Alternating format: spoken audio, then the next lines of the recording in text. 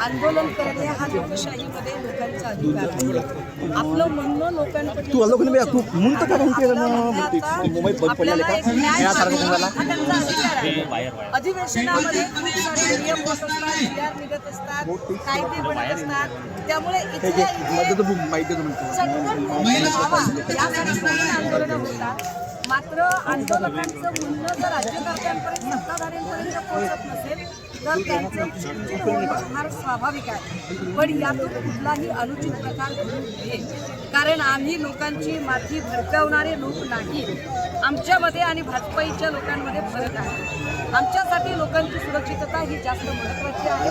त्यामुळे माझ्या एकाही माणसाला इजा होता कामा नये हे जास्त महत्त्वाचं. आत्ता आदिवासी सगळ्या समूहाचं जे आंदोलन होतं, या आंदोलनामध्ये त्यांच्या प्रश्नांकडे लक्ष देत नाही. संबंधित खातं हे माननीय मुख्यमंत्र्यांकडे आहे आणि त्यानंतर अशोक उईके यांच्याकडे आहे.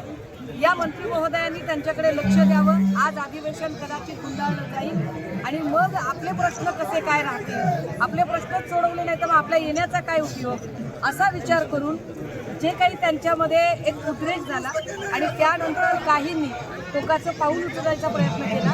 त्यातनं 2-3 लोकांनी इथे स्टेडियमच्या कड्यावरून उडी घेण्याचा प्रयत्न केला. पण हे घातक आहे, हे चुकीचं आहे आणि पोलीससुद्धा माणूस आहे. पोलिसांच्या काही मर्यादा आहेत, त्या मला समजू शकतात.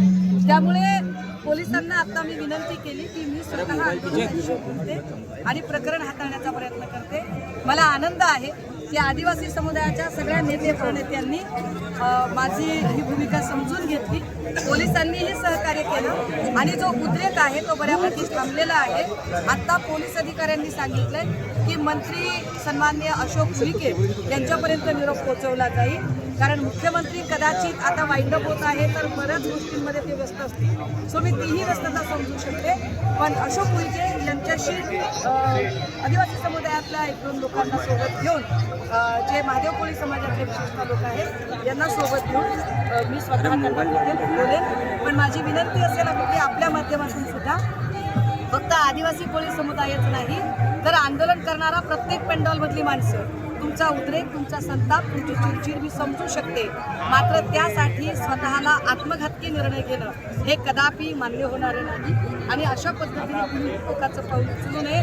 कारण राज्यकर्त्यांना तुमचा जीव गेला तर काही फरक पडत नाही, पण तुमच्या कुटुंबियांना निश्चित फरक पडतो. So please think about your family. तुम्ही तुमच्या कुटुंबियांचा विचार करणं हे जास्त महत्त्वाचं आहे. जान है तो जहान है आणि आपण लढत राहणार आहोत. आपण काही माघार घेतलेली नाही, आपण लढत राहणार आहोत. फक्त ते लढताना आपल्या कुटुंबाचा विचार आपण करणं जास्त गरजेचं आहे. सुषमाताई आगे बढ़ो, सुषमाताई